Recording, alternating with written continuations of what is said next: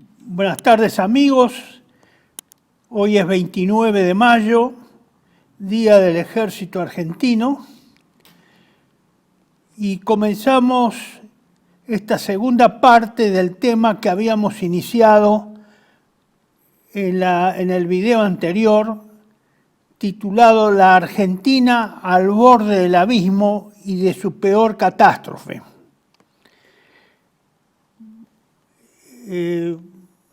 Esta es la segunda parte, por lo tanto yo solo voy a mencionar cuestiones que hemos tratado en el video anterior, ustedes lo tienen a su disposición, y continuamos con 2 o 3 cuestiones puntualizando algunas de esas 2 o 3 hechos o cuestiones que yo considero importantes para tenerlos en cuenta respecto a la fundamentación del título que recién acabo de exponerle. Siempre lo hacemos, como los recuerdo, es una actualización de la situación nacional e internacional. En este caso no vamos a tocar los temas internacionales porque no nos da los tiempos. Sí lo haremos en la próxima oportunidad, si es que nos dan tiempo los acontecimientos, dado que la situación internacional es muy grave y hay una gran tensión mundial respecto a este final que se prevé de la guerra de Ucrania-Rusia. Siempre les decía que hacemos esta actualización de la situación nacional e internacional desde la perspectiva del nacionalismo y la cosmovisión tradicional del catolicismo. El tema que hoy desarrollamos tiene relación con estos aspectos espirituales, porque a mi criterio, si bien las cuestiones materiales son las que más atraen y las que aparentemente más afectan a los seres humanos, pero normalmente esas cuestiones materiales se producen por graves deficiencias espirituales, morales y sobre todo aquellas que se descuidan o que se han descuidado a lo largo de los tiempos y se ha abandonado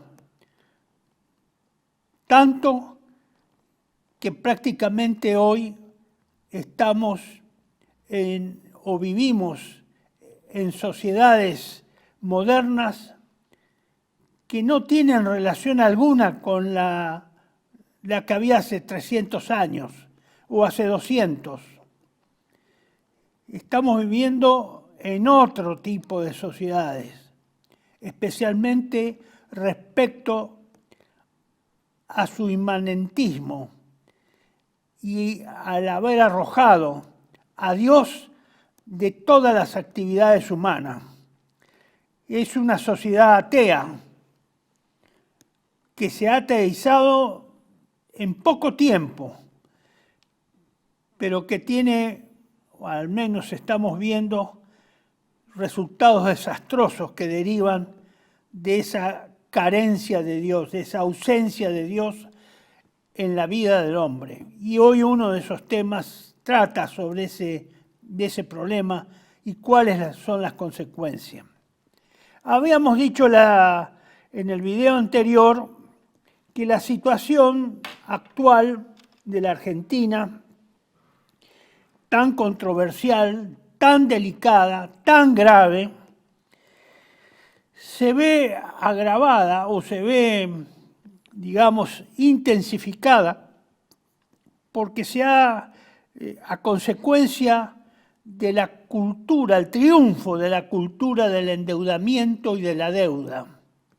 Es decir, ha triunfado la cultura del endeudamiento, ha triunfado la cultura de la usura, y la cultura de que para todo es necesario sacar una deuda, o pedir o tomar una deuda.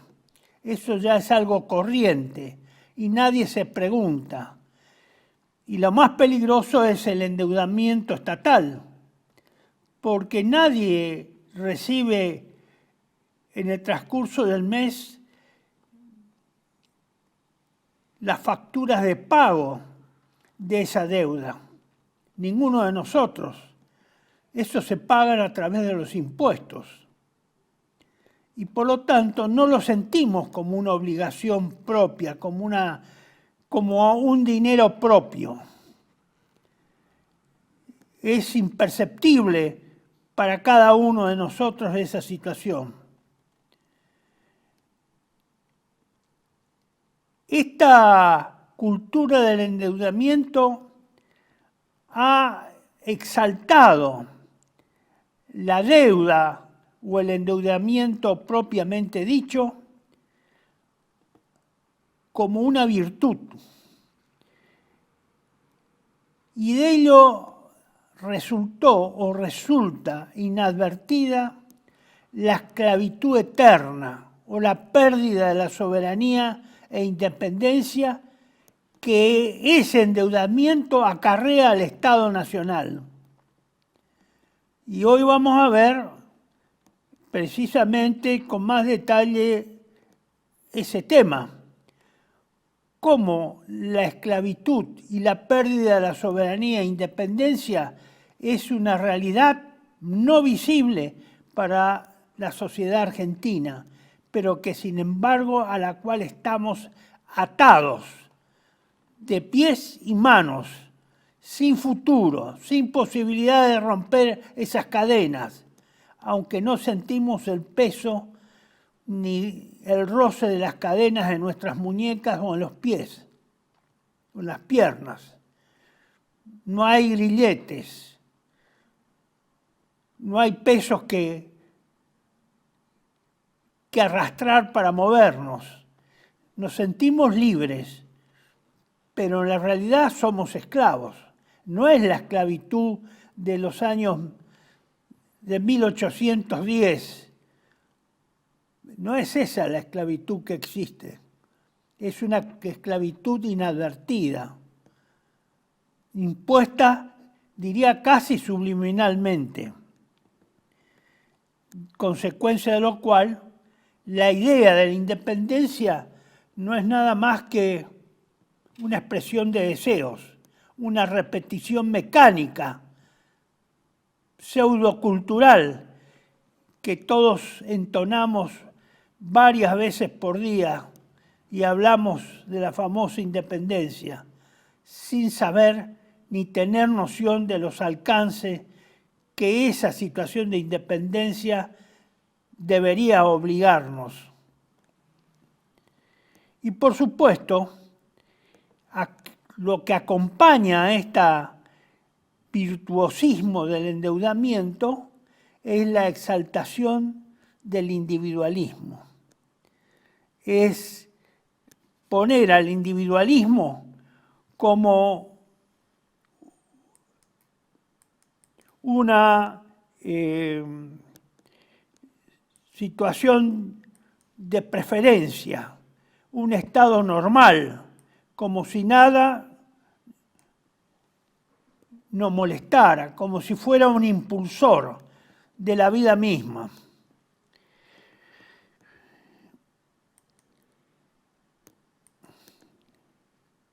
Ese agravamiento que se ha producido estos últimos años, y particularmente abruptamente en los últimos 5 meses, como consecuencia de la instalación de un nuevo gobierno nacional,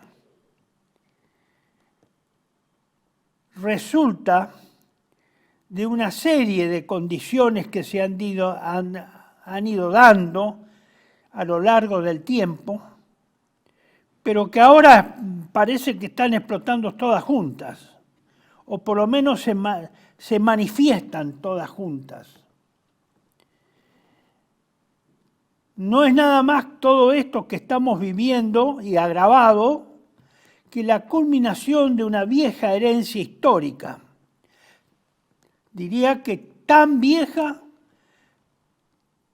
como el pronunciamiento de mayo de 1810. Los argentinos no hemos advertido, no hemos percibido los razonamientos que nos han hecho quienes nos precedieron, algunos muy sensatos. Hace varias décadas no los tuvimos en cuenta esas advertencias. Y esas advertencias que nos hicieron algunos personajes de la historia ahora se están cumpliendo. Por otro lado, pareciera ser que tenemos una gran incapacidad, los argentinos, para ver la realidad. Nos cuesta ver la realidad. Y vivimos como si estuviéramos en una permanente ensoñación ideológica, política, masónica que nos rodea la cabeza, que nos intoxica la cabeza y nos aparta de las realidades que debemos enfrentar diariamente o en el futuro próximo. De ahí que hayamos perdido la identidad nacional y sufrimos una aculturación generalizada, sin darnos cuenta, sin chistar, sin extrañarnos de nada, como si fuera lo más normal para todo el mundo, sin extrañarnos de qué es lo que está pasando, de las modas que se han impuesto, de los reemplazos culturales que se han llevado a cabo en las últimas décadas.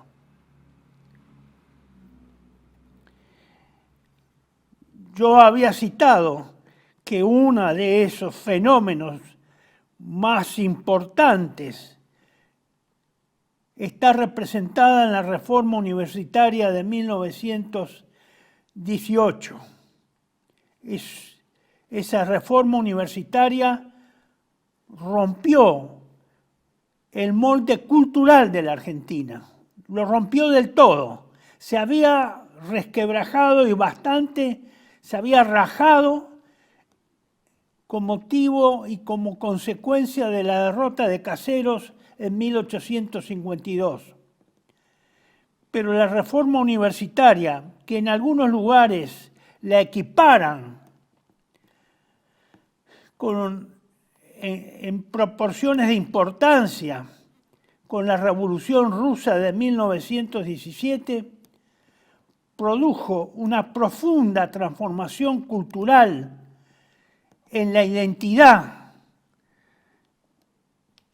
y en las manifestaciones de nuestras tradiciones, de nuestra cultura nacional que hemos heredado desde 1553 a partir de la fundación de Santiago del Estero.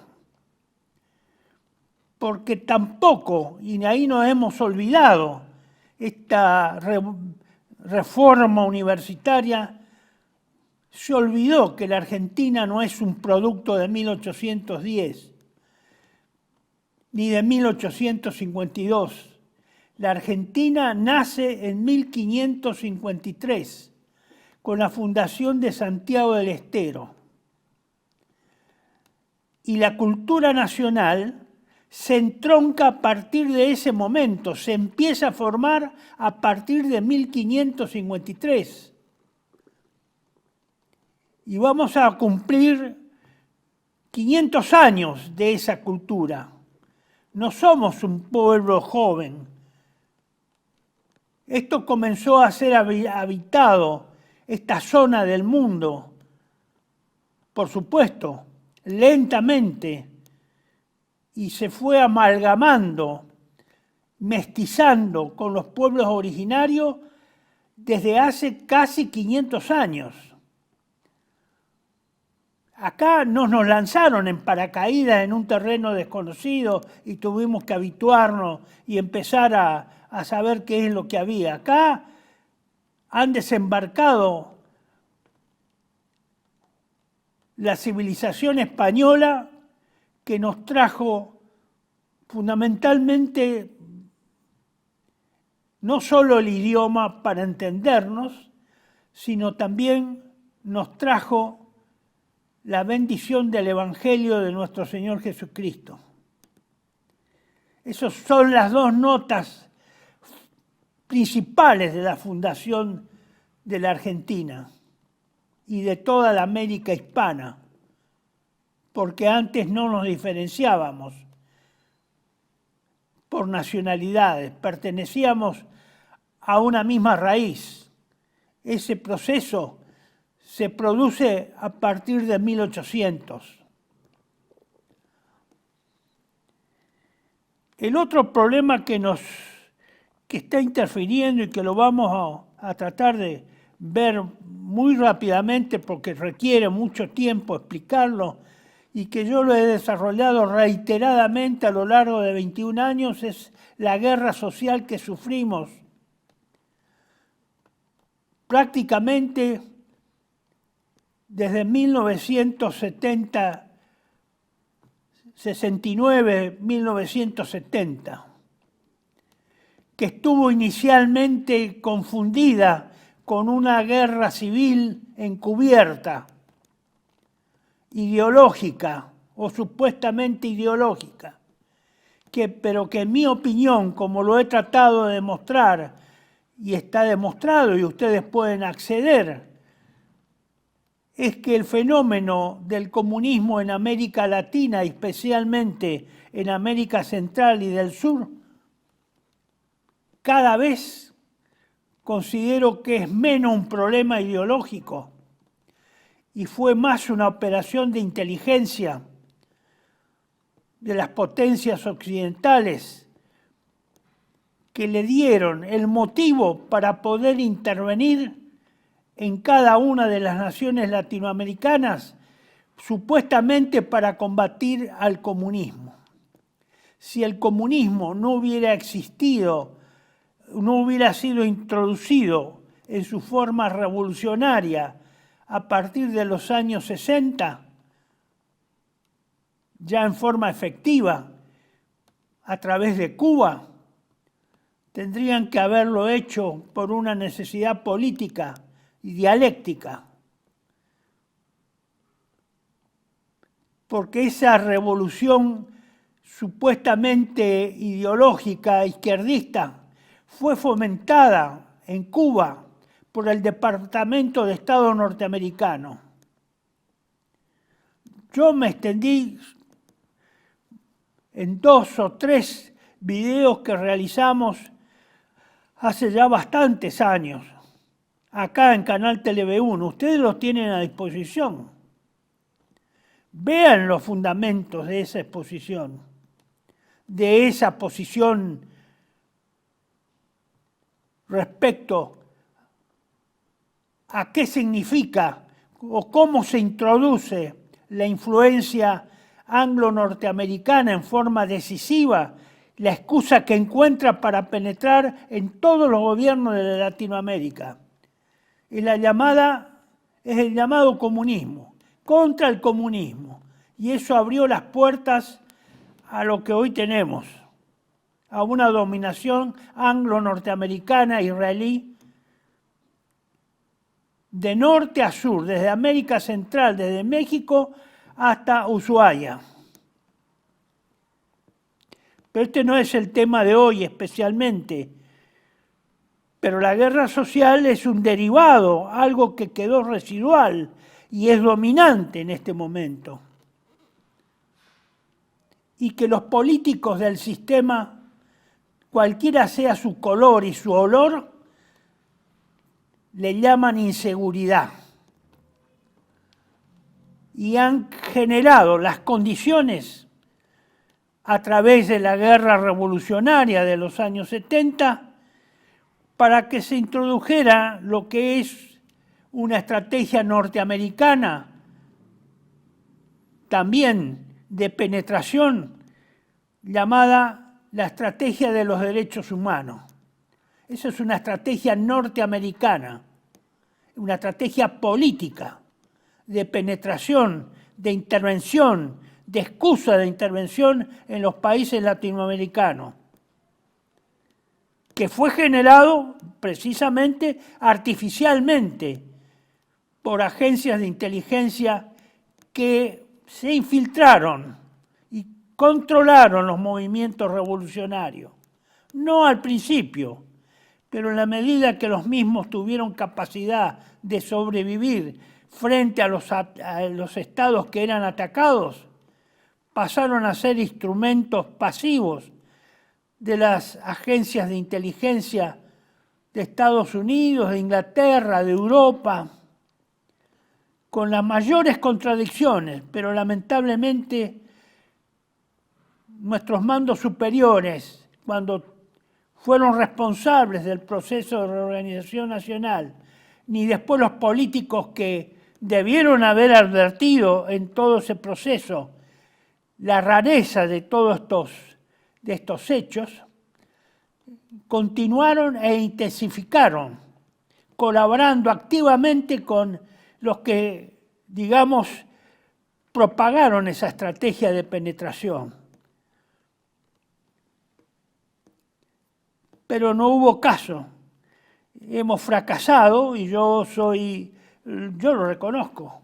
Hemos fracasado. Acá eso no triunfó, no hizo mella y todos han creído este problema de los derechos humanos y han creído que el comunismo realmente estaba manejado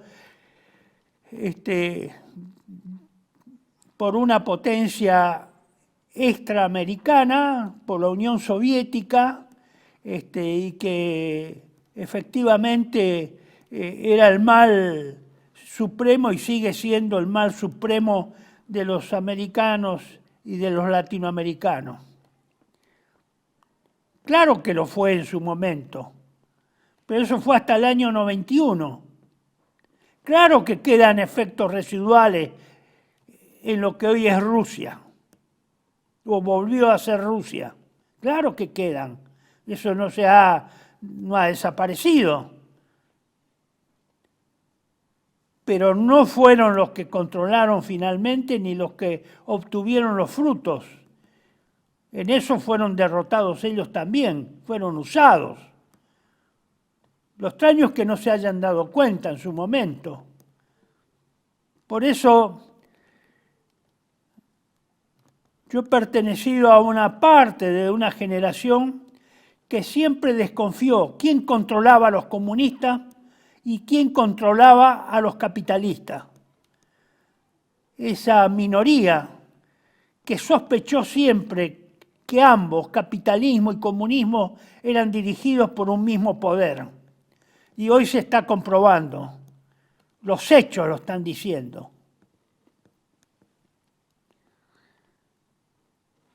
Esta situación crítica nos ha llevado a la ingobernabilidad. La ingobernabilidad no es desde que el señor Milei se hizo cargo. La ingobernabilidad viene desde hace varias décadas. Este es un largo proceso de destrucción, primero cultural y después social, que sufren los pueblos americanos, particularmente la Argentina, siguiendo esa famosa sentencia de que América Latina va donde va la Argentina, que se decía hasta hace 1 o 2 décadas. Pero hemos perdido inclusive esa influencia moral, intelectual y espiritual, inclusive material. El futuro, en consecuencia de nuestra Argentina, es incierto, es una incógnita. Y estamos más cerca de la desintegración de ser un país normal.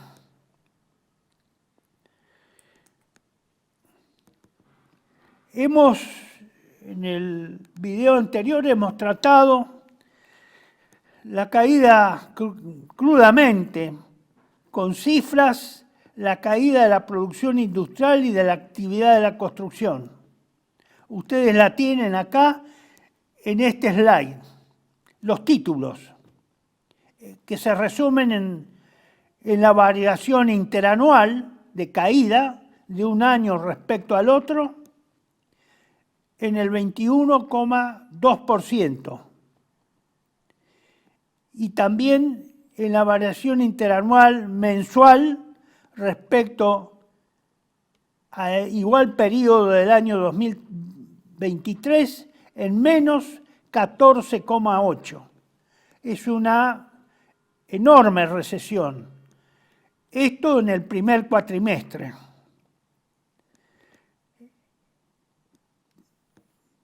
Pero los números probablemente de este segundo trimestre sean peores. Y no es cierto que se vean signos de reactivación generalizado.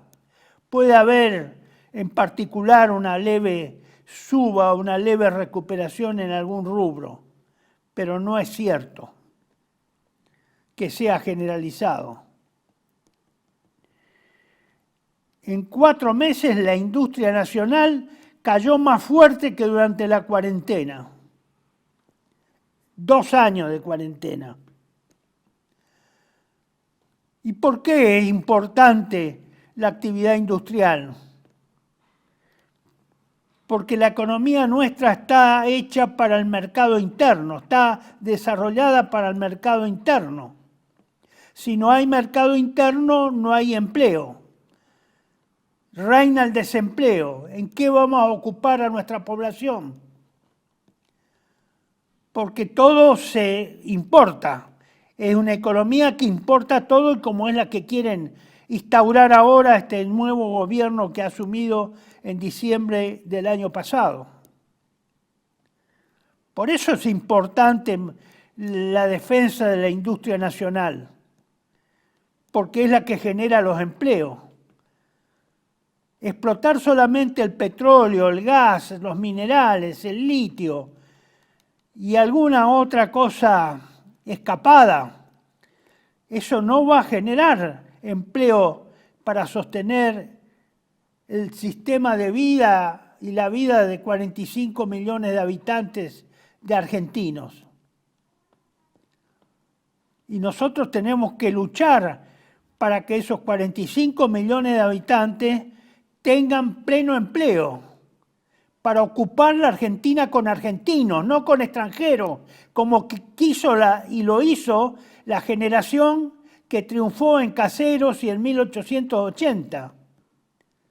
Acá hay que ocupar definitivamente la Argentina con argentinos. Pero para eso, esos argentinos tienen que ser argentinos, educados como argentinos, vivir en una cultura argentina con las costumbres y tradiciones argentinas. No necesitamos importar nada para ese aspecto cultural, educativo y de forma de vida. Bueno, la actividad de la construcción paralelamente en marzo cayó el 42,2% respecto a marzo del 2023 y el primer trimestre de este año respecto al primer trimestre del año pasado cayó menos 30,3%.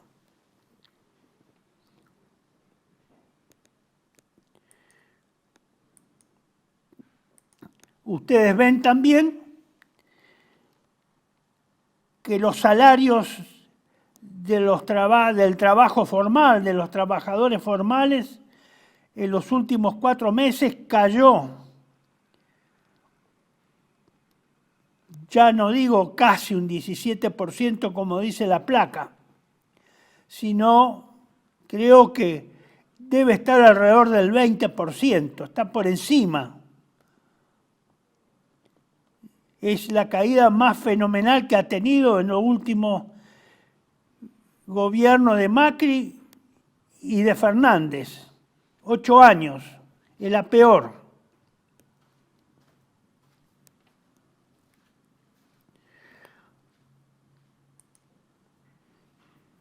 Fíjense, respecto al desempleo, que es el problema más grave que vamos a tener.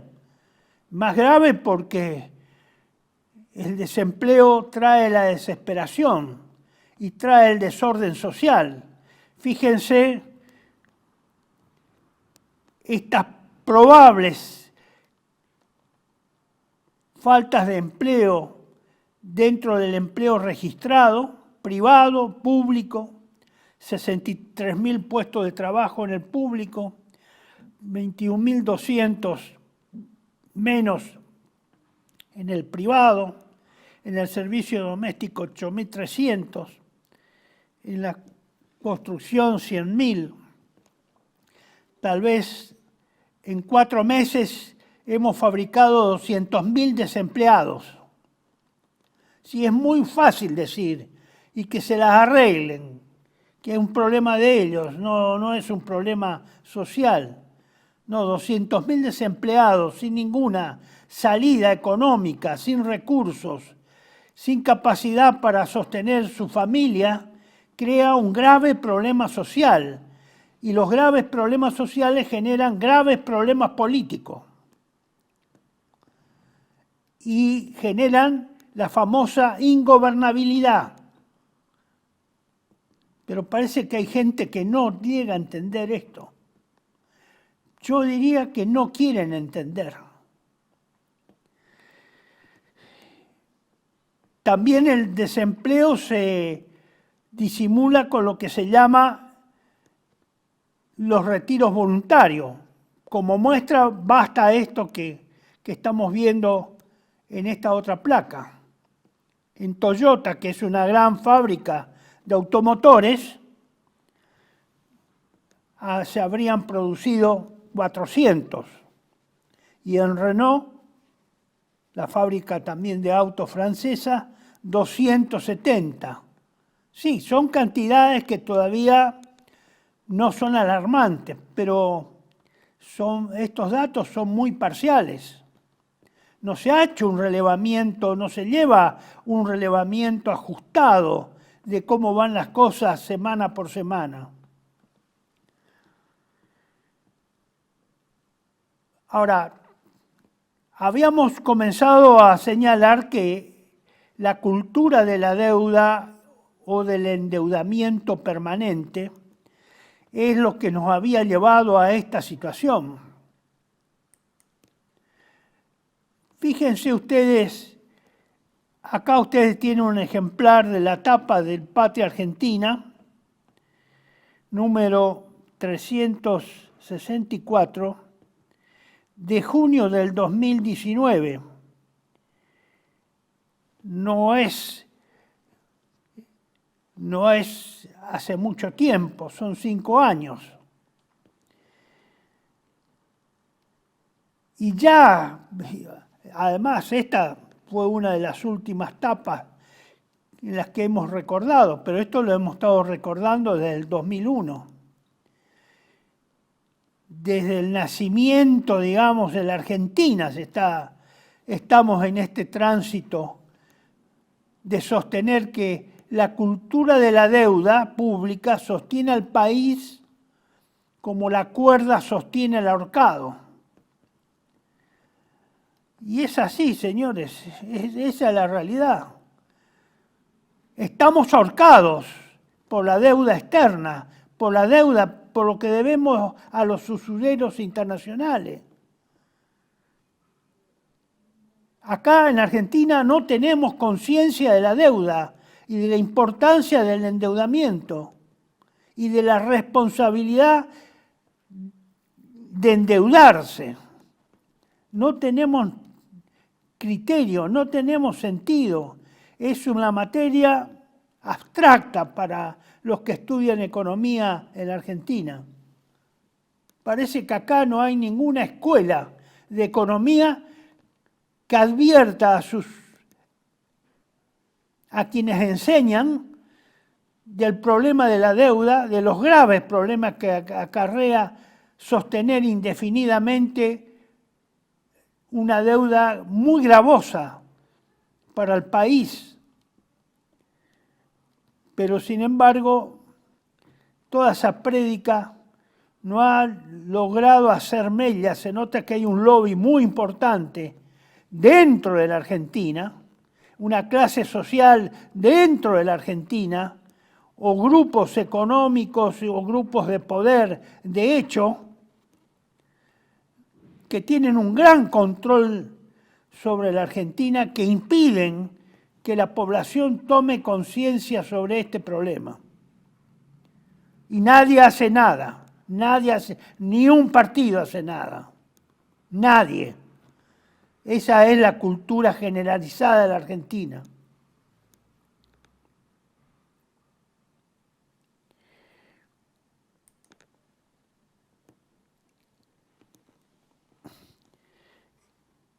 Esa idea de que la cultura del endeudamiento es una virtud, que estar en deuda o debiendo o en una situación de deudor es una virtud, tiene graves consecuencias.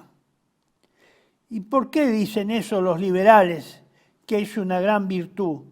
Claro, porque le dicen, si usted no fuera un hombre, no le prestaran dinero, es porque no tiene condiciones ni responsabilidad para pagar las deudas, ni tiene condiciones materiales para respaldarla, su endeudamiento. Si nadie le diera crédito, usted sería un paria en el mundo. En cambio, usted es un hombre apreciado, reconocido en la medida en que usted se endeuda y los bancos le dan a usted el dinero prestado. Es un sello de distinción, una especie de condecoración tener una deuda. Es una especie de señal de aceptación como ciudadano y como individuo estar endeudado.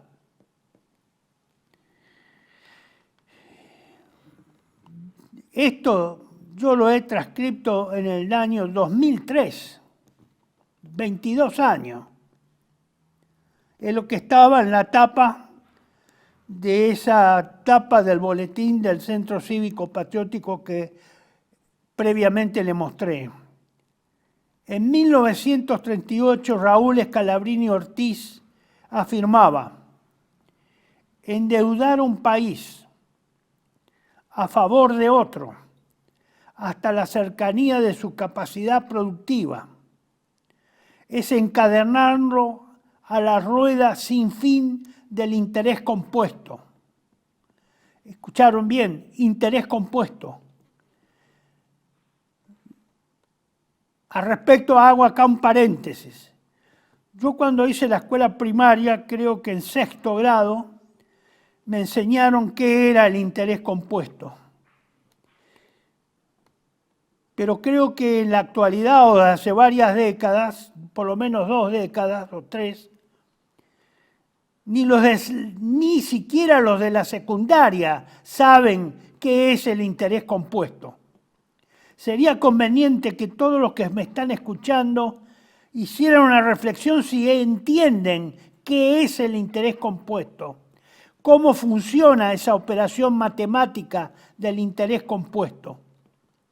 Es lo que más se usa en la Argentina y es lo que menos se conoce. Sería bueno que lo vuelvan a repasar.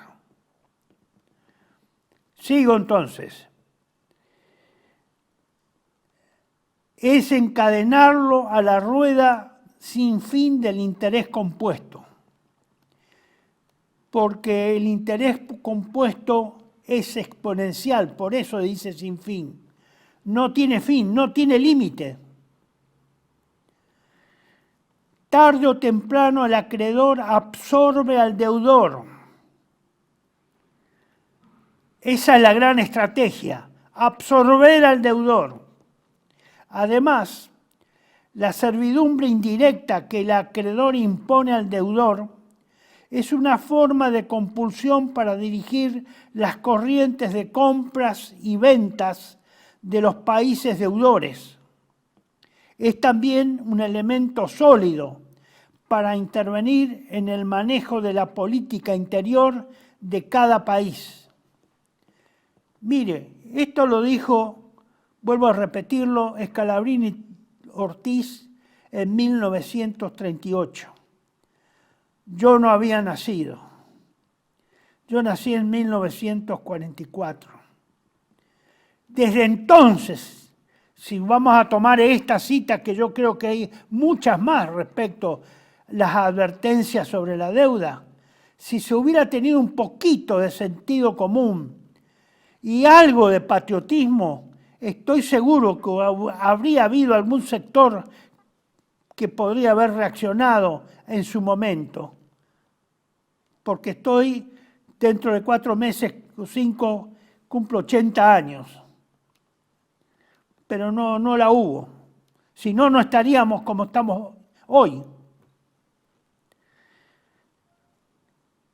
Yo comento a ese párrafo, sometidos a la obediencia masónica y o la ignorancia, los argentinos también olvidamos o hicimos caso omiso de la advertencia del libro de los Proverbios, 22:7. El que pide prestado es esclavo del que presta. Esto fue dicho por lo menos hace 2800 años.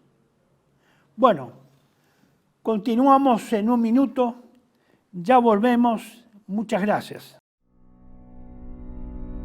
TLV1 se complace en anunciar que estará transmitiendo en su canal TLV1 Clips valiosos programas emitidos antes de la censura sufrida. El lienzo prohibido, El revés del derecho, Combates por nuestra historia, Disenso, Historias de Malvinas, entre otros que podrán encontrar en este enlace.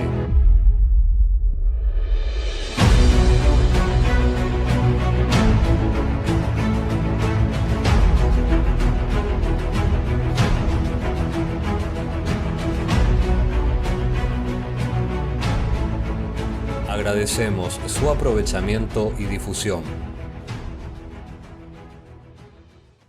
Bienvenidos a CEPA, Centro de Estudios del Pensamiento Americano. Nuevo sitio web de cursos de formación en política, filosofía, historia, literatura, geopolítica, religión, psicología y más. Cursos de formación que reflejan el verdadero pensamiento americano. Lo invitamos a elegir el curso de su agrado ingresando en www.cepa.la.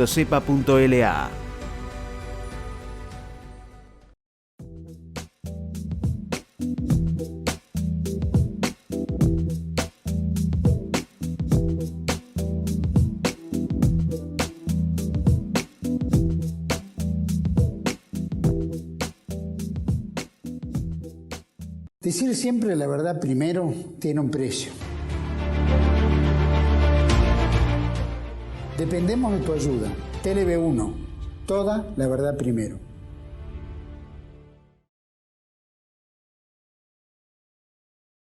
Bueno, continuamos entonces con nuestro problema de la deuda, que a mi criterio este problema es esencial. Mire, yo les aconsejo que sean muy prudentes cuando escuchan a algunos políticos que se andan presentando con harta frecuencia y rotando como la calecita por distintos programas de distintos canales y hablando a todas las horas que puedan. Este problema de la deuda es un problema clave. Ninguno de estos señores hablan, dan recetas.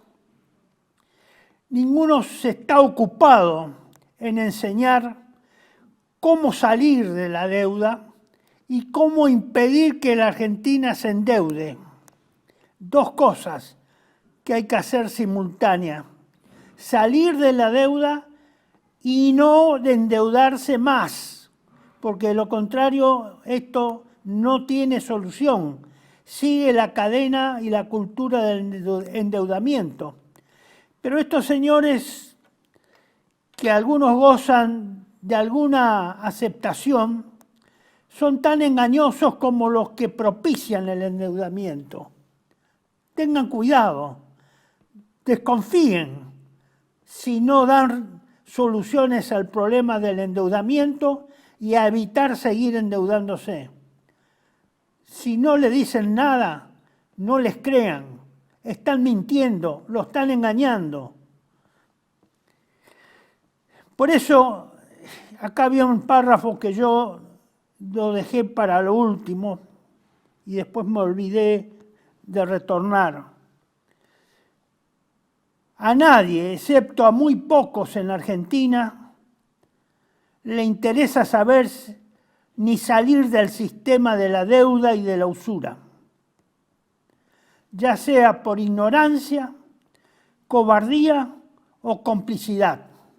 Son las tres cosas: ignorancia, cobardía o porque son cómplices. Así de sencillo es el problema, no hay que darle más vuelta. Siguiendo con este tema de la deuda, les presento este gráfico, si usted lo puede ahí está. Es la deuda bruta de la Administración Central en millones de dólares,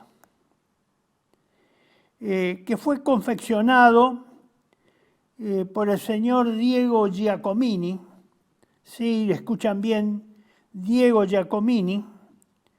Este precisamente no, esto es de otro autor que está acá, la dirección de internet donde pueden obtenerlo. Pero a partir de acá vamos a hablar de lo que produjo el señor Diego Giacomini, que fue un amigo del señor Milei, el actual presidente de la Nación, un amigo muy cercano, inclusive en su producción intelectual, y que advierte algunas cuestiones sobre el problema de la deuda. Aunque él también comparte los ideales del señor Milei, aunque no estoy seguro de que él también crea que los usureros son héroes, como lo sostuvo el señor Milei en ese programa, en ese corto de YouTube que Milei hizo y que yo lo he pasado por acá, por este programa de La Otra Campana, ya hace algunos meses, el año anterior, previo a las elecciones, donde él hizo un video haciendo un elogio a la usura y a los usureros. No sé si él comparte eso porque no lo escuché nunca decir, pero me parece que no. Bueno, este es el esquema que ustedes tienen de la deuda hasta fines del año 2023, y en la cual esta deuda,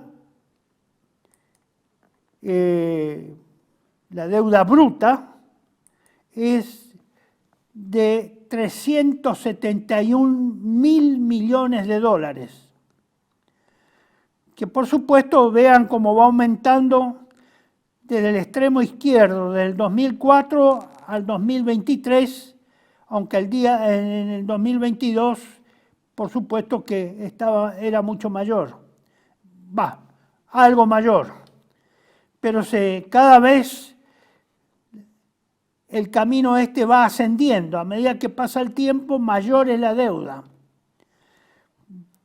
Mayor es, digamos, la imposibilidad de pagarla también. Peor es nuestra capacidad para obtener los recursos para el pago de esa deuda. ¿Se entiende eso? Estamos peor hoy que en el 2004. Mucho peor para pagar la deuda. Bueno, quería que ustedes tuvieran una panorámica en general para que vean gráficamente cómo es el problema de la deuda año a año. Acá hay,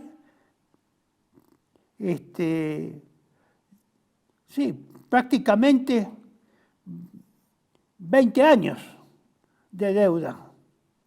20 años de deuda en ascenso.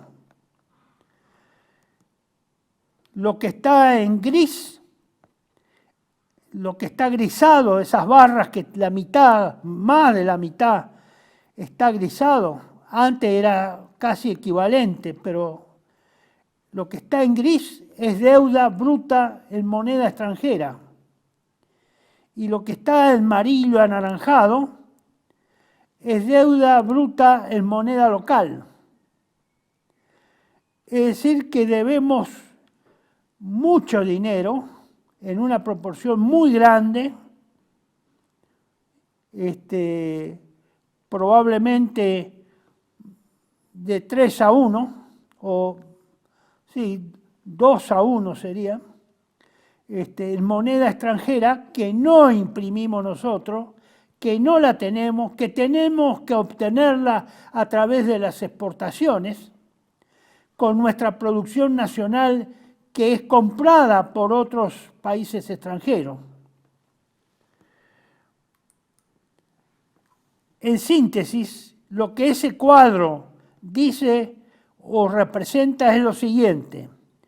La deuda pública, si pasamos al otro slide, señor director, la deuda pública bruta de la Administración Central de la República Argentina alcanzó en el año 2023 un monto de 370.673 millones, de acuerdo con datos del Ministerio de Economía actualizado al cuarto trimestre del 2023. Este importe representa una reducción del 6,5% interanual respecto a 2022, la que se explica principalmente por una licuación de la deuda nominada en pesos argentinos, luego de la devaluación de fines del año pasado. En cuanto a la composición de la deuda, el 72%, es decir, todo eso que estaba en gris, las barras, en la parte de las barras de deuda que estaban en gris, es en moneda o representa la deuda en moneda extranjera. Y el 18% restante en pesos argentinos, que es la menor parte. Es decir, tenemos un cuarto en pesos argentinos y el resto en moneda extranjera, seguramente dólares, yuanes, euros. Pasamos al siguiente. Acá el señor Diego Giacomini, que es el autor de este trabajo, ustedes lo tienen ahí, las referencias para buscarlo en internet. Habla de los vencimientos totales de deuda del Tesoro argentino, del Tesoro Nacional, entre el 2024 y el 2027. Es decir, 4 años completo, incluyendo del 2024 al 2027. Acá ustedes tienen la valorización año por año, 2004, 2005, 2025, 2024, 2025, 2026 y 2027.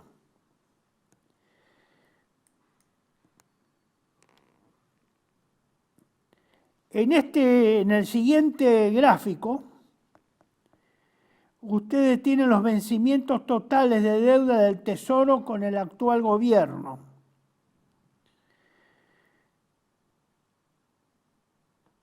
Año por año la representación gráfica de eso.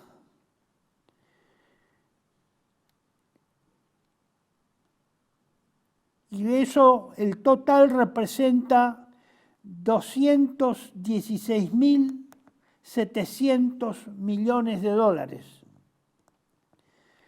Es el total que debe el gobierno. Los distintos colores están representados, como lo dice al pie del gráfico, representa cada uno de los años desde el 2024 al 2027. Y a continuación, ustedes tienen los vencimientos hard dollar 2024-2027. ¿Qué es esto del hard dollar? Bueno, son las deudas que se toman y cuyos intereses se pagan al final del vencimiento en dólares. Se toman en dólares y luego los intereses y el capital se pagan también en dólares al vencimiento. Y esa es de 65.700 millones de dólares. Esta es la deuda más dura de pagar porque requiere sí o sí dólares. Esto está tomado, no sé si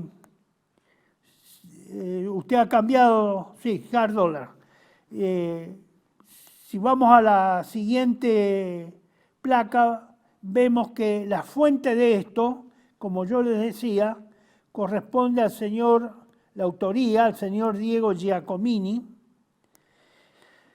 Alerta, ¿puede Argentina estar acercándose al default de su deuda? Está la dirección de internet, como ustedes la ven, y esto se estrenó el 24 de mayo del 2024. Bueno, estos señores que expresa el señor Giacomini, creo que él puede ser que contenga algún error, pero no creo que sean errores significativos que provoquen una diferencia sustancial en las cantidades. Con estas deudas nosotros no la podemos pagar, no tenemos capacidad de pago. Por lo tanto, en realidad, con estas cantidades y con estas capacidades que tenemos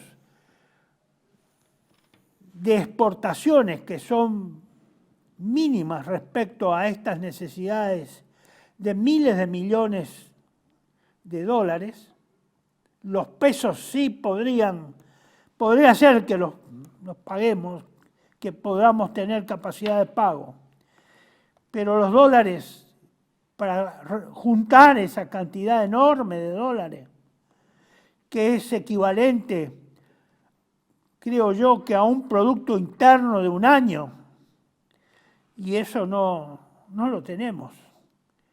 Por lo tanto, creo que es lo que aprecia el señor Giacomini, es que la Argentina está virtualmente en default. Ya está en default, virtual. Todavía no, de hecho no lo está, no se ejecutó, no se lo declaró el default, pero estamos en default. Con esas cantidades productivas, más la grave recesión que tiene el país, al que ha sido llevado.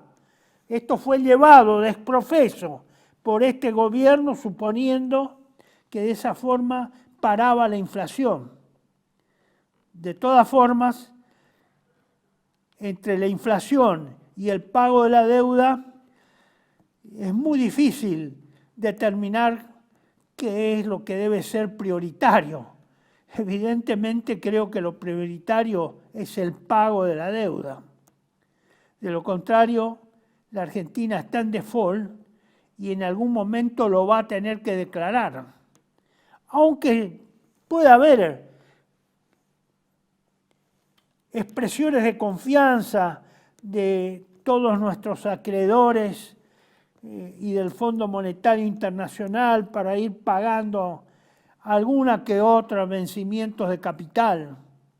Pero esto tenemos que pagarlo, señores. El sistema financiero internacional no da para que esté muy blando y muy tolerante con los que no pagan. Está muy débil y muy inestable el sistema financiero internacional. Por lo tanto, no creo que puede haber alguna que otra oportunidad que el Fondo Monetario, algún otro sistema de usureros internacionales privados nos presten algo más deuda, pagar deuda con deuda. Es lo peor que se puede hacer, es lo peor que se puede hacer para ir tirando. ¿Tirando para qué? Eso es lo que habría que preguntarse. ¿Esperando qué? ¿El maná de quién? ¿Quién nos va a dar? ¿De dónde vamos a sacar esa capacidad de pago? Hoy a la vista no hay nada, ni nadie tiene idea de nada. Esa es la realidad acá en la Argentina. Bueno, esto es lo que marca el señor Giacomini. Es bueno que vean ese video, señor Giacomini. Hay otro artículo que yo no me olvidé de hacer la placa de referencia. Es un artículo de un economista muy conocido de hace muchos años en ámbito financiero, que también sacó en días previos al 25 de mayo un artículo muy importante, el conejo, que no es un conejo sino un canguro que nació muerto. Y dice esto, el conejo, refiriéndose a sacar un conejo de la galera por arte de magia, refiriéndose al plan del señor Milei, el plan económico financiero.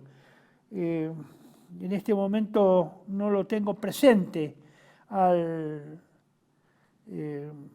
autor, al economista, Walter Graziano, ahí es, Walter Graziano. Él sacó ese artículo, en el título habla del conejo, y que no es un conejo, realmente es un canguro, y el canguro está muerto, dado ciertas apariencias de semejanzas, no de igualdad, porque el conejo es chico y el canguro es un animal grande. Pero vale la pena también leer ese artículo, buscarlo en el ámbito financiero, que es de hace pocos días. Walter Graziano, lo vuelvo a repetir, y en el título no lo recuerdo exactamente, pero tiene esa particularidad de hablar del conejo, del canguro, y que lo que sale no es un conejo sino un canguro, y el canguro está muerto. Evidentemente la Argentina no está en capacidad, evidentemente digo, pues, de superar los dos problemas que tiene. El primero es el pago de la deuda y lo segundo es el problema inflacionario. Entonces, queda acá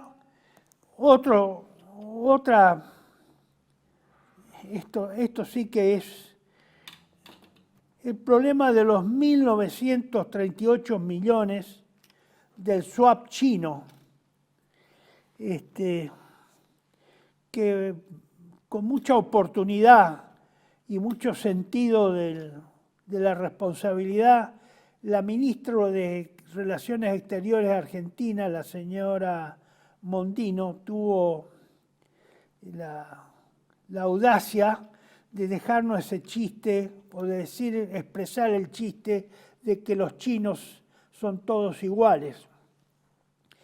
Bueno, los chinos han prestado un swap, o nos han dado un swap por esa cantidad que ustedes ven en la placa. Casi 2.000 millones de dólares, con los cuales se podría, si es que los renuevan los chinos, esto vence en julio, Y como precisamente no nos hemos comportado con la prudencia y responsabilidad necesaria, no sé si los chinos van a renovar esto. Hay que tener en cuenta que las 2 represas que estaban previstas realizar en el sur argentino, el gobierno actual ha desistido de hacerlas, se han paralizado las obras y se ha dejado de construir esas represas en la provincia de Santa Cruz. Es decir, que con los chinos, como el presidente no distingue las relaciones o confunde las relaciones de amistad con las relaciones políticas entre estados, y nadie lo obliga a ser amigo de los chinos, salvo, sí, tener respeto por algún acreedor que todavía nos prestó dinero, con la cual se cubre, ese dinero cubre como si fuera un parche algunas de las necesidades de divisas extranjeras para pagar la cuantiosa deuda externa argentina. No sé qué harán los chinos en julio, no sabemos. Si no llegaran a renovar el swap, este sería otro grave problema para el gobierno del señor Milei y para Argentina, obviamente.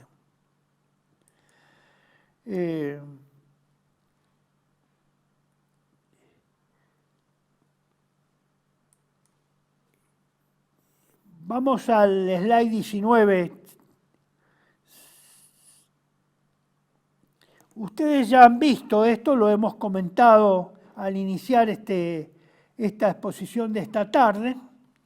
Solo le retomamos, porque quería mostrarle este problema de la guerra social e inseguridad, las falacias del sistema o régimen de dominación argentino. Esto fue publicado en el 2014, pero en realidad es un boletín que compila varias publicaciones que en Patria Argentina hemos ido realizando desde el 2001, en que yo me hice cargo de la dirección de Patria Argentina.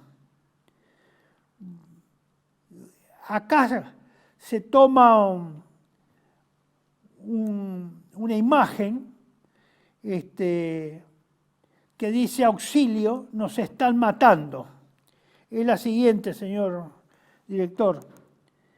Bueno, ahí está graficado los que roban en motocicleta, los que asaltan en la calle, los que asaltan los autos y en forma individual.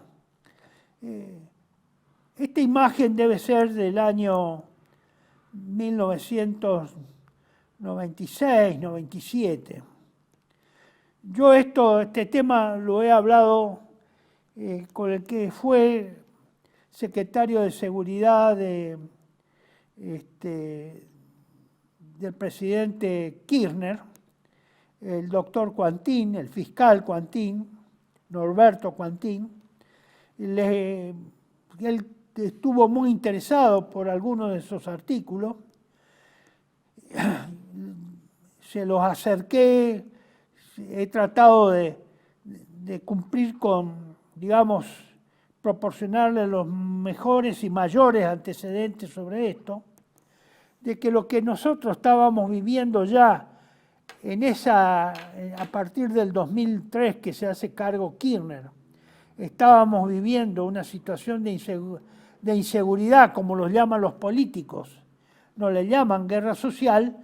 Yo dije, mire, esto, doctor, no es la inseguridad, no es lo que se ha seguido practicando, de comprar más patrulleros, tener más policías, más autos, más motos, más cantidad de agentes de policía en la calle, en horarios distintos. Eso no es un problema, no es el problema esencial, es obviamente un problema, Pero el problema acá es un problema social. Es decir, la guerra social se manifiesta a través de la inseguridad, pero la raíz del problema es social, porque se da un conjunto de causas, de múltiples causas que concurren a que exista ese clima de inseguridad, que no es pura inseguridad, es guerra social, es guerra entre clases, es guerra entre sectores sociales, de los que tienen contra los que no tienen. Bueno, el doctor Quantin compartió conmigo en esas oportunidades ese criterio. Luego, al poco tiempo, el ministro del cual él dependía debió renunciar y, bueno, obviamente todo eso quedó en la nada y evidentemente la idea de atacar las causas reales, no las causas aparentes, como es el problema de la seguridad, que es la causa aparente. Las causas reales son más profundas y implica cuestiones espirituales, morales, culturales, educativas, de régimen, calidad de vida, etcétera, etcétera. Entonces, hemos quedado, digamos, acá se ha desviado y nunca se ha atacado las causas que realmente movilizan a que haya gente en esta actitud que todos creen que es pura inseguridad. A esto se fue agregando el narcotráfico. Ya figuraba el narcotráfico, pero figuraba como un factor negativo y de peso dentro de ese conjunto de causas. Obviamente, las adicciones influyen también para que haya más inseguridad, porque la gente no tiene recursos y entonces los tiene que obtener robando, asaltando y a veces matando. Entonces tenemos un festival todos los días, en todos los canales de televisión, de todos los tipos de cámaras, en todos los tipos de barrios, ricos, pobres, medios, de robos, programas de inseguridad. Y todos los días se nos presentan. Y uno ve con sorpresa cómo ha evolucionado la capacidad, digamos, las actitudes de las personas que son víctimas de la inseguridad, entre comillas, y que en mi opinión es la guerra social. Entonces han profundizado las medidas defensivas, pasivas. Bueno, han puesto cámaras, han puesto rejas tan blindadas, creo que hay muchos sectores de la ciudad de Buenos Aires, que es donde uno más anda, y también veo por las grabaciones de la televisión en muchas ciudades importantes del interior, las casas privadas particulares y los negocios y comercios realmente se han transformado en fortificaciones de tipo militar, porque hay rejas, alambradas de las más sofisticadas, alambradas electrificadas, cámaras de todo tipo y de todo ángulo. Ya prácticamente es raro que haya una cuadra que no tenga cámaras.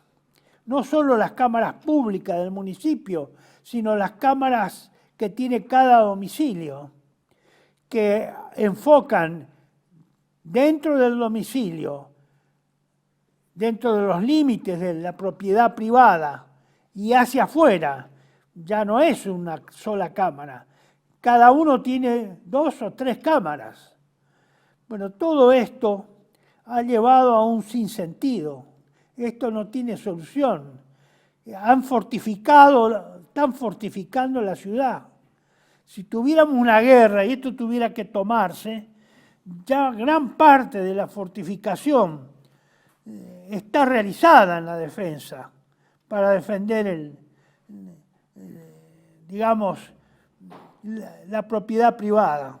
Gran parte está hecha. Habría que ultimar detalles y conectar unas casas con otras y ya tendríamos fortificaciones de manzana y después tendríamos de barrio, donde se controlan los accesos y salidas del barrio. Pero ese no es el problema la inseguridad no es el problema esencial. El problema esencial son las causas que llevan a la inseguridad. Es un conjunto de causas. Que bueno, tal vez tengamos que repetir algún video de hace 5 o 10 años, donde esto ya fue tratado, que evidentemente nadie hace caso omiso de todas estas advertencias, ¿no? Así fueron los resultados. Pero al iniciar la exposición de hoy, yo hablé de otro punto decisivo, es el individualismo. Y el individualismo es una de las causas culturales que más influye en este caso. El individualismo, fíjense ustedes cómo se expresa acá, en esta placa número 21, es la exclusiva obra y herencia filosófica, cultural, social, política y económica del liberalismo y de la masonería. Es la joya, digamos, del fenómeno llamado corrupción. Sin individualismo, es el facilitador de la corrupción, es el individualismo. Esto fue publicado en Patria Argentina el 28 de abril de 2013 y es un artículo de un francés, Dominique Benner, que lamentablemente este señor, un hombre muy culto, muy conocido dentro de los sectores de la derecha francesa, que en un acto de desesperación digamos, de impotencia probablemente, se vio enfrentado al suicidio. Lástima que se suicidó en la puerta de Notre Dame, en la Catedral de París, ahí en Notre Dame, en el año 2013 casualmente. Sería bueno que ustedes recurran a la lectura de este artículo. Está muy razonadamente señalado y expresa las debilidades y los problemas de nuestro tiempo, que no son precisamente los que nos hacen aparecer los medios de comunicación social del sistema. Son otros más profundos y que tienen que ver con el espíritu, con la moral, con la ética, con la cultura, que son los productores de las causas, son las causas más fuertes, más inmediatas de toda esta ola y de esta onda en la cual estamos inmersos involuntariamente, porque parece que nos hubieran condicionado y nos condujeran indefectiblemente a una calle sin salida. Este trabajo vale la pena que lo lean, que lo mediten, y para graficarlo no he encontrado nada mejor que esta representación gráfica del individualismo. Este es el individualismo. Nadie se mueve en una misma dirección, de acuerdo o en consenso con otros. Todos están en direcciones encontradas, enfrentadas. Ese es el reino del individualismo. Esto para mí representa el individualismo en conjunto. Esto es la expresión del individualismo. Nada hay en común, nada hay coparticipable, nada hay en la cual se pueda defender o atacar en común. Todo está encontrado, es múltiple, va en distintas direcciones. Relacionado con esto, con el individualismo, está también lo que se llama la anomia y el nihilismo. Es un derivado del individualismo o un coequiper del individualismo, o van juntos. Normalmente van en equipo, es decir, se presentan bajo distintas fases, pero claro, es un combo que diría que casi es indivisible. Me estoy refiriendo a dos palabras que se las nombra mucho también, especialmente uno de esos partícipes asiduos a la televisión, habla de la anomia, pero no explica qué es la anomia, ni qué relación tiene con el individualismo, ni qué relación tiene con el nihilismo. Y eso está empaquetado, está en un combo. Normalmente se presentan juntos, son manifestaciones parciales del egoísmo. El individualismo es la expresión más rancia del egoísmo. Entonces, la anomia es ¿qué quiere decir anomia en simples términos?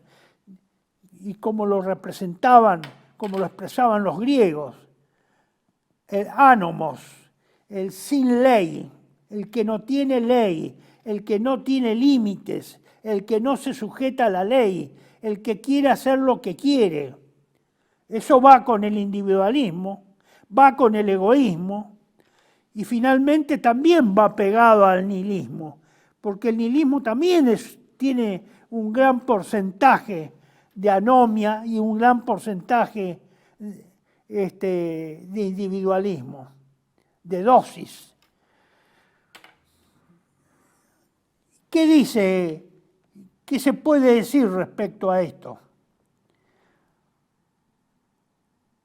Si nos pone el slide más grande, le voy a agradecer, señor director. La anomia y el nihilismo ya no son motivo de una especulación teórica, sino que constituyen una realidad de todos los días, pero que es negada sistemáticamente por la inmensa mayoría del país. De esto nadie habla. Habla este señor, que es un político, seguramente querrá ocupar alguna posición en un futuro cercano dentro del fenómeno del partido peronista o justicialista o kirchnerista o esa combinación que hay entre esas denominaciones que son confusas, más allá, no porque nunca he sido un gorila ni un antiperonista, no soy peronista, pero eso para mí no está claro, está con el transcurrir del tiempo y las desvirtuaciones que los distintos representantes de esa denominación política han adoptado en la conducción del país, empezando por el señor Menem, luego siguiendo por el señor Kirchner y la señora Kirchner, y a lo largo de estos 30, 40 años hemos visto que eso se ha desdibujado uno ya no sabe dentro del peronismo, qué es justicialismo, qué es kirchnerismo. Hay una mezcla de socialdemocracia, de socialismo, de montonerismo y de cualquier otra denominación, de marxismo y de cualquier otra denominación, que en 40 años eso se ha hecho una mixtura. No tiene nada que ver con el peronismo, creo yo, con el peronismo del año 45.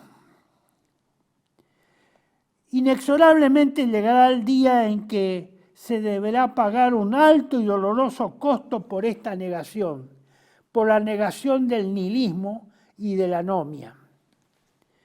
La resultante directa de la combinación de sendos flagelos es el mal de la insolaridad.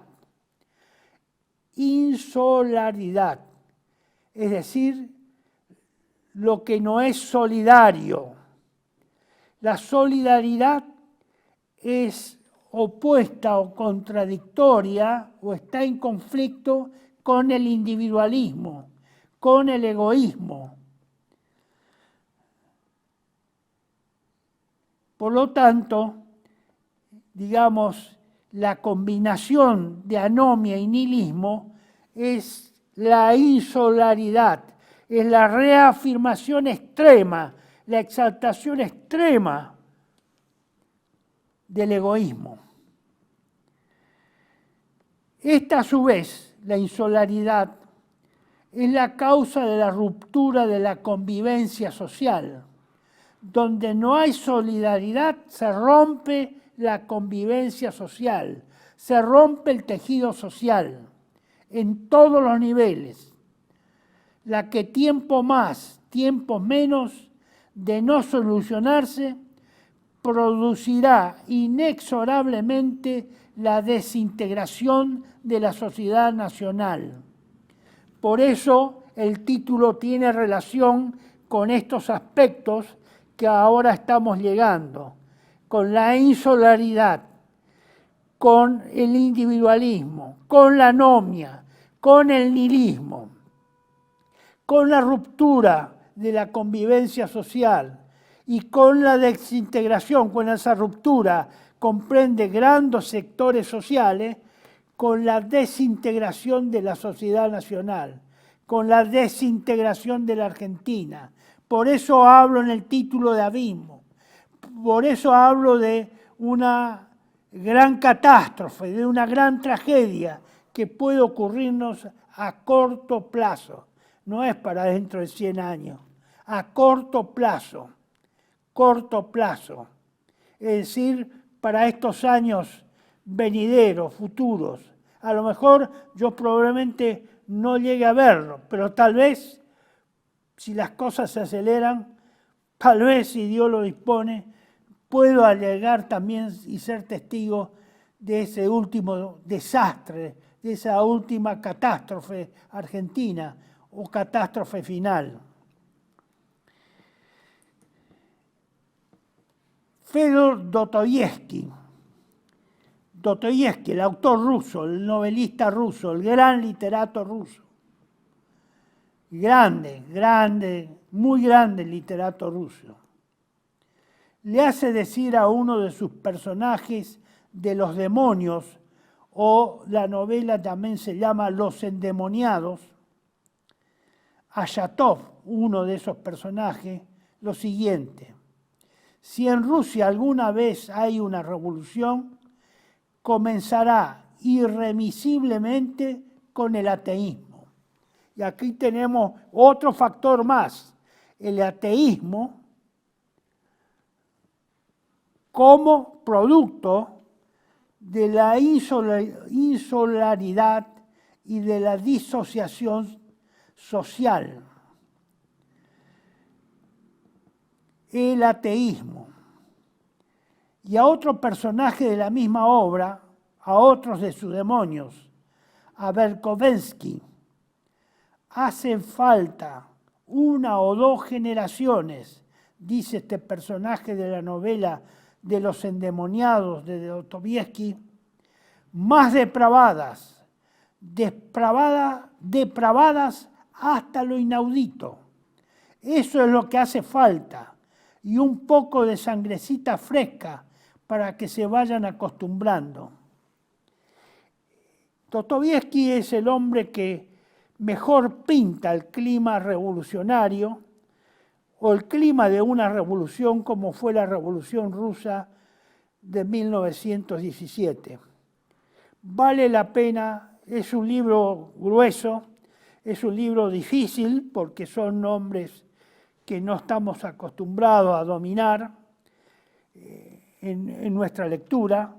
Además, un libro extenso, de muchos personajes, de ahí la importancia de esta novela, y que yo la he aprendido a apreciar a través de las enseñanzas del profesor Jordán Bruno Yenta, allá en los años 70, a principios de los 70, cuando él hablaba y advertía del clima social necesario que estaban definidos en esta novela de Dostoyevski y que se asemejaban ya en esa época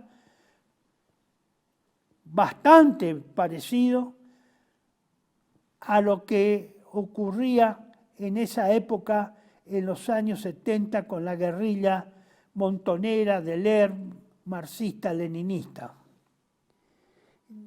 Yo entré en contacto con este autor a través de esa situación y me interesé y compré el libro y me costó leerlo 2 veces y ir entendiendo ese clima que fue el preludio de la Revolución Rusa.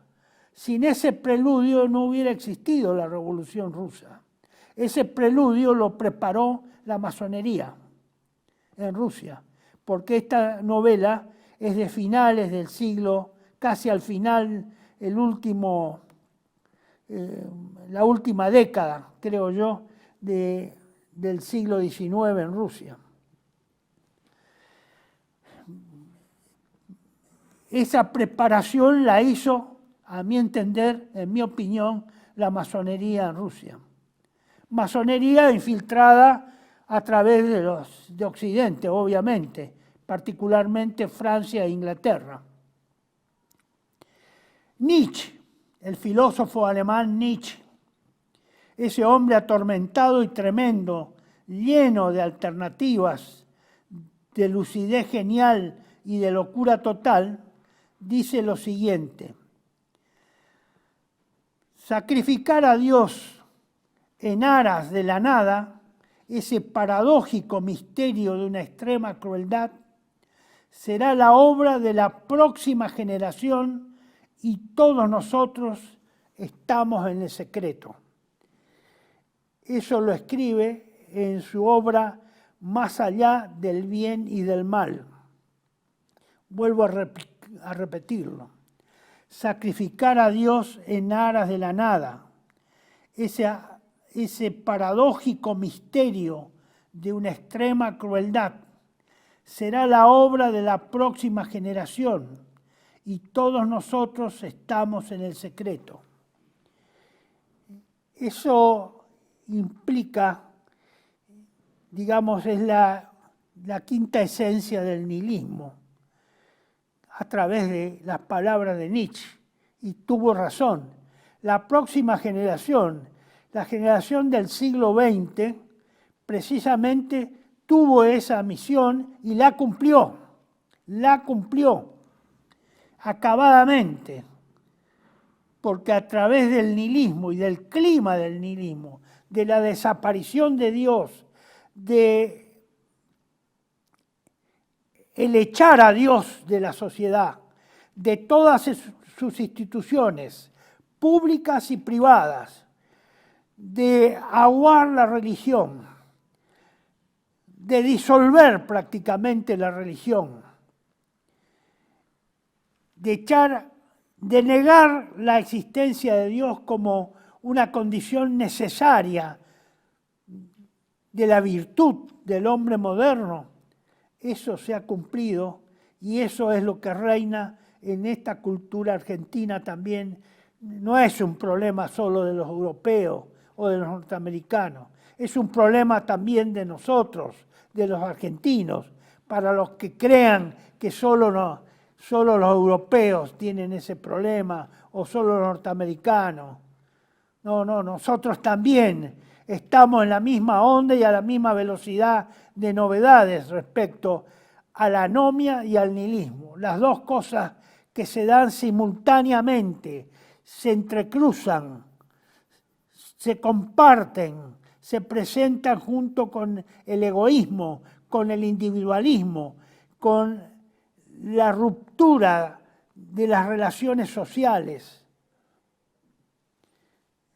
Eso, señores, hay que tenerlo en cuenta, hay que tenerlo claro. No estamos hablando de ficciones, estamos hablando de realidades. Y si no, cada uno experimente o tenga en cuenta de observar lo que yo le expreso con la realidad que lo rodea, en la que vive, si eso es o no cierto. Excepto, habrá excepciones, sí, hay. Pero quien ha vivido 8 décadas, casi como he vivido yo, esta realidad que hoy existe y que me rodea, porque es una opinión personal, no tiene nada que ver con la que vi en mi infancia y en mi adolescencia, inclusive hasta la década del 60. Después todo cambió aceleradamente, demasiado aceleradamente. Todo cambió a partir de los años 60 o mediados de los 60. Esa obra de Nietzsche, Más allá del bien y del mal, contiene esta sentencia que después se hizo realidad y se hace realidad en nuestro país, acá en la Argentina, que creemos que estamos alejados de todos los males.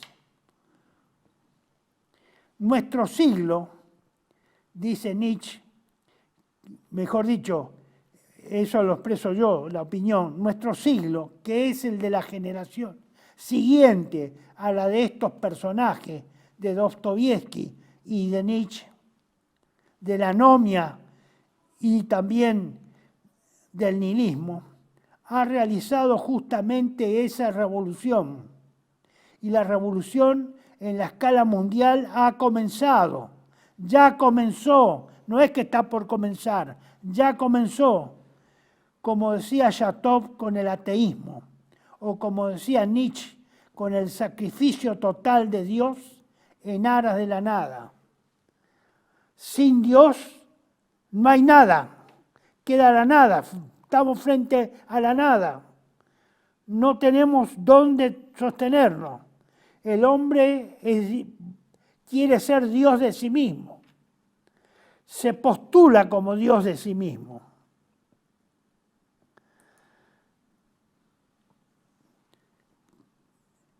Esto fue publicado en el 2004, republicado por última vez en el 2004. Es un trabajo que fue confeccionado por el doctor Mario Caponetto, que en los años 84, 85, elaboró para un grupo de oficiales, en la cual él también formaba parte, un trabajo sobre la anomia, cuando todavía los politiqueros que andan dando vueltas por las televisiones hoy ni tenían idea de lo que era la anomia, ni siquiera la habían oído nombrar. Él y nosotros lo difundimos privadamente en el grupo de oficiales amigos, ese trabajo sobre la anomia, advirtiendo los males que acarrearía esa falta de ley, falta de respeto a la ley, y de esa, porque la anomia también comprende una relación entre la meta y los procedimientos para alcanzar la meta en la vida.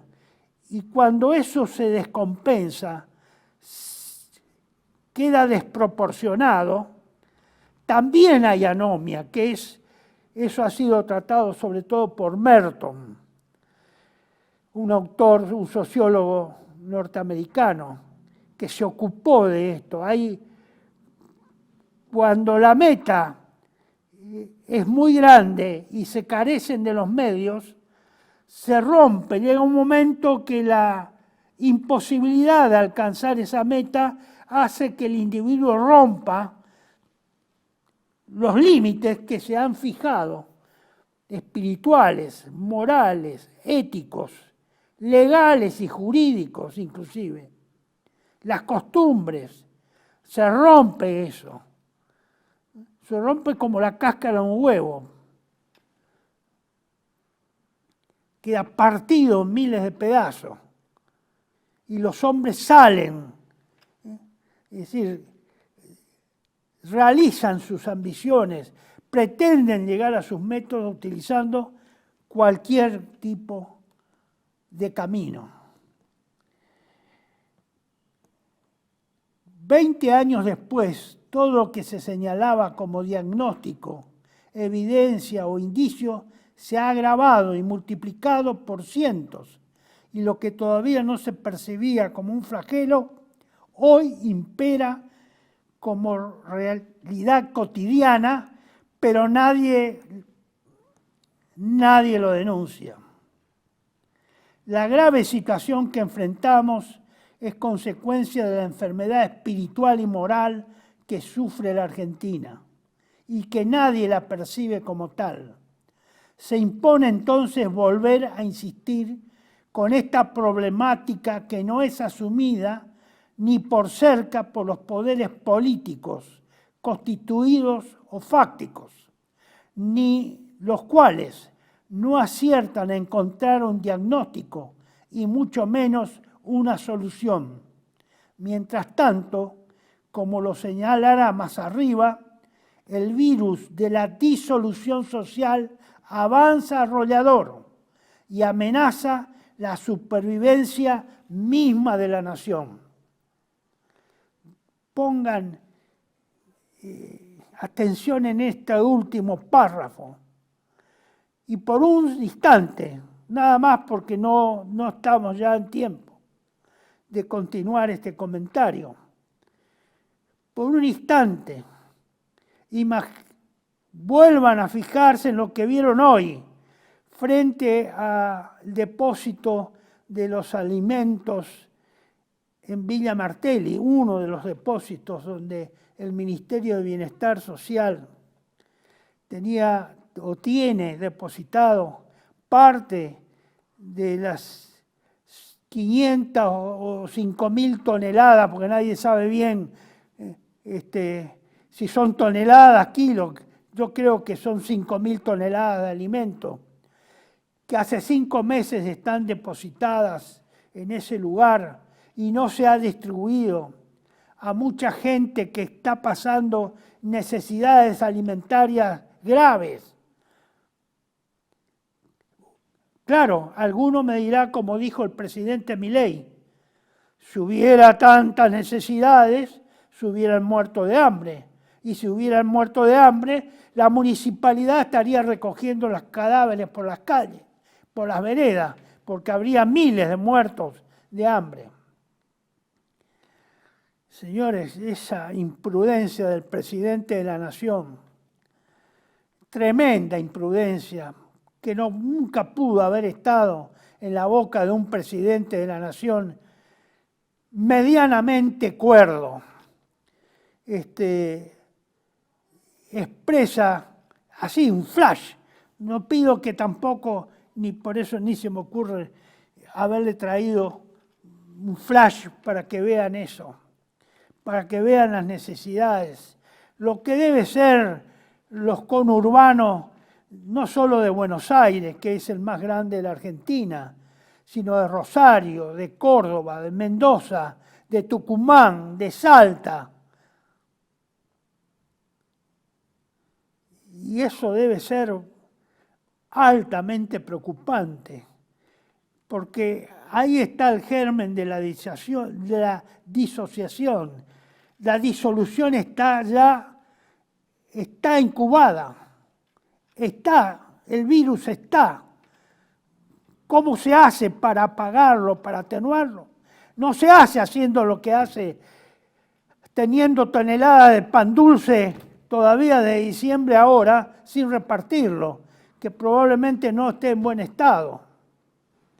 No se hace de esa forma, negándole a la gente. Excepto, pero yo no puedo creer que la crueldad sea tanto, de que se haga a propósito precisamente para que el espíritu de disolución reine y explote.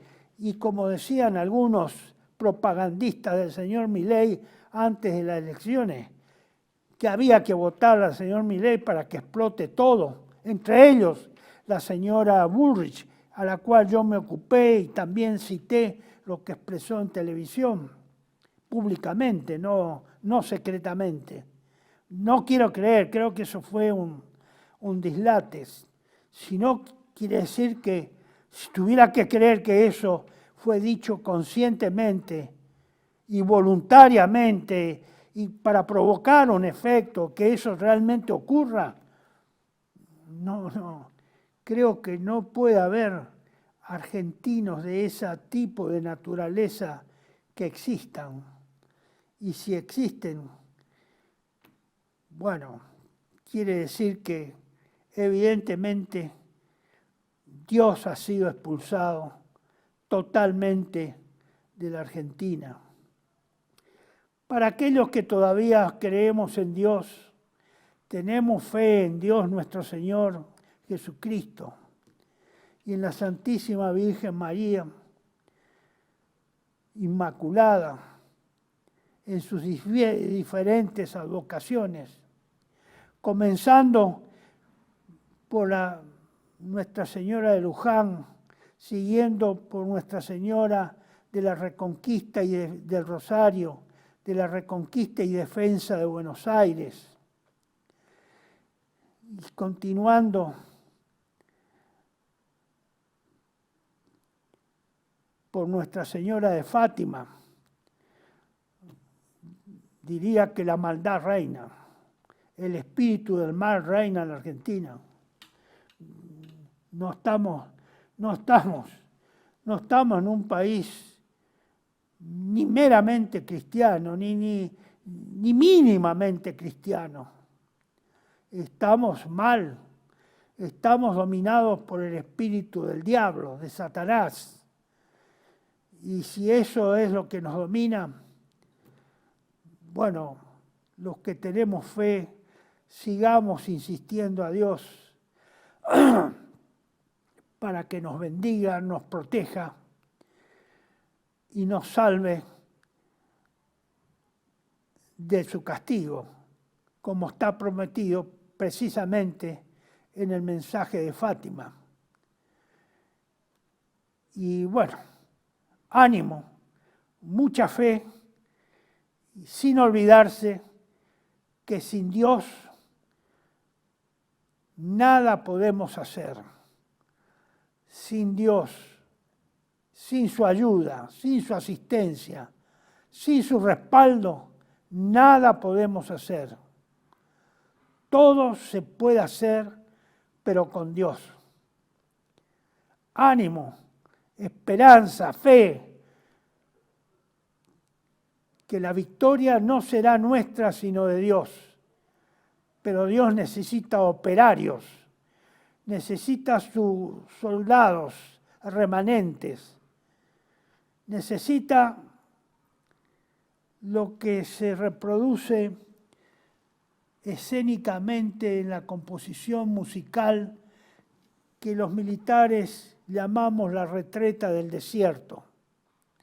Una composición musical que algunas veces hace años se reproducía una y otra vez que las bandas tenían oportunidad de hacerlo públicamente. Ya probablemente ahora nadie la conozca. Pero vamos a explicar en la próxima. Voy a terminar con las conclusiones de estos dos videos y en la próxima vamos a explicar cómo tal vez podemos imitar a la retreta del desierto que en términos generales y esquemáticamente consistió en que las patrullas enviadas al desierto patagónico en la conquista del desierto, dispersas, perdidas porque no había cartas topográficas, solo con vaquianos, cada patrulla llevando un componente de la banda, seguramente siempre con instrumento de viento, corneta, clarín, clarinete, y al perderse y al no verse, porque la Patagonia es así, a muy corta distancia se rompe el contacto visual con las tropas, y al internarse más en profundidad en ese desierto, no hay contacto. Bueno, la leyenda es que las patrullas o alguna patrulla, el jefe le habrá ordenado hacer un toque militar de los muchos que tienen los instrumentos o son ejecutados por esos instrumentos. Y que alguien lo oyó y que ese le responde y que así, contestándose unos a otros, logran ubicarse y acercarse y así sucesivamente en esa multitud de patrullas dispersas y perdidas se van juntando y formando hasta formar una única columna. Bueno, veremos si podemos formar esa única columna con los remanentes, es decir, con los que queden. Ánimo y fe en Cristo nuestro Señor.